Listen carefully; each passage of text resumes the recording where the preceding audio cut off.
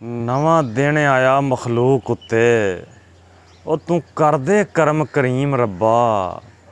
नवां दिन आया मखलूक उत्ते तू कर दे करम करीम रब्बा। तू वहदाहू ला शरीक है असीं कर दे गल तस्लीम रब्बा। तू वहदाहू ला शरीक है असीं कर दे गल तस्लीम रब्बा। तू बादशाह सारे जग दा है और तू बादशाह सारे जग दा है। तेरी ज़ात आ बड़ी अजीम रब्बा। तू बादशाह सारे जग दा है। तेरी ज़ात है बड़ी अजीम रब्बा। हाल माजी ते मुस्तकबल तेरा, हाल माजी ते मुस्तकबल तेरा और तेरी ज़ात वा बड़ी कदीम रब्बा। तेरा हर हर थां बसेरा है, तेरा हर हर थां बसेरा है। हर दिल विच तू मकीम रब्बा। तेरा हर हर थां बसेरा है, हर दिल विच तू मकीम रब्बा। तेरा नबी सोहना महबूब आया, तेरा नबी सोहना महबूब आया। जिहदे नाम विच दो मीम रब्बा ते मक्खण जट तेरा पिया विरद करदा।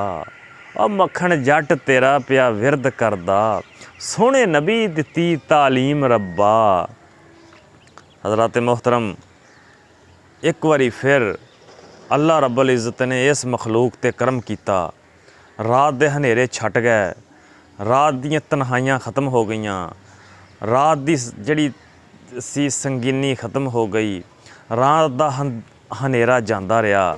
अल्लाह दी ज़ात ने अपनी मखलूक ते एक बारी फिर सूरज दा ज़हूर कीता, एक बारी फिर सूरज तलू कीता, एक बारी फिर रोशनी लियांदी, एक बारी फिर दिन लियांदा, एक बारी फिर चानन लियांदा।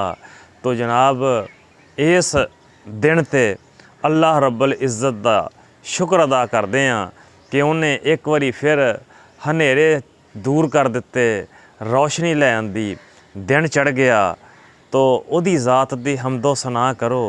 ये दिन दा चढ़ना, ये रात दा ख़त्म होना, ये दोबारा फिर मखलूक दा उठ जाना, इस चीज़ दी दलील आ कि अल्लाह रब्बुल इज़्ज़त चाहता कि मेरी मखलूक वसदी रवे, मेरी मखलूक हसदी रवे।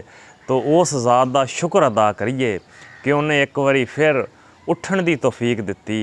सारे उठ के उहदी ज़ात ते अगे उहदी बारगाह च सजदा सजूद हो जाओ, क्योंकि वही ज़ात आ ਜਿਹੜੀ मौत सुगरां तो अपने बंदिਆਂ ਨੂੰ ਦੁਬਾਰਾ उठा ਦਿੰਦੀ ਆ।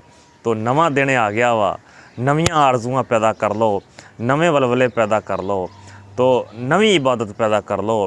वो ज़ात कदीम आ, ਉਹਦੇ अहकामात भी कदीम आ, वो हमेशा तो हमेशा लई है। वो अज ते कल दी बात नहीं, वो हमेशा तो जिंदा हय्यो कयूम आ। ए देखो ਉਹਦੀ ज़ात ਦਾ ज़हूर हो रहा। ਇਹ सूरज भी ਉਹਦਾ ही पैगाम आ, ਇਹ सूरज ਦਾ पैगाम लैके आ रहा। दुनिया की हर हर सिनफ, दुनिया की हर हर चीज़, दुनिया की हर हर नेमत ਉਹਦਾ पैगाम लैके आई आ।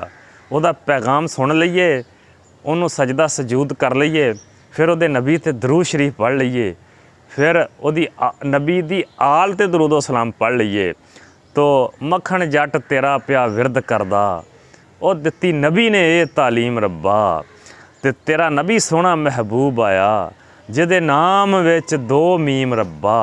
तो अल्लाह इज़्ज़त जी तुहानूं अज दा दिन मुबारक करे, और अगर कोई मुश्किल च है तो उसदी मुश्किल आसान फरमा देवे, किसी नूं रिज़क दी तंगी वसी रिज़क अता कर देवे, कोई होर मसाइल मसले च फसिया वा, अल्लाह दी ज़ात अपने हबीब दे सदके उहदियां मुश्किलां आसान कर देवे। आमीन। अस्सलामु अलैकुम। अल्लाह हाफ़िज़।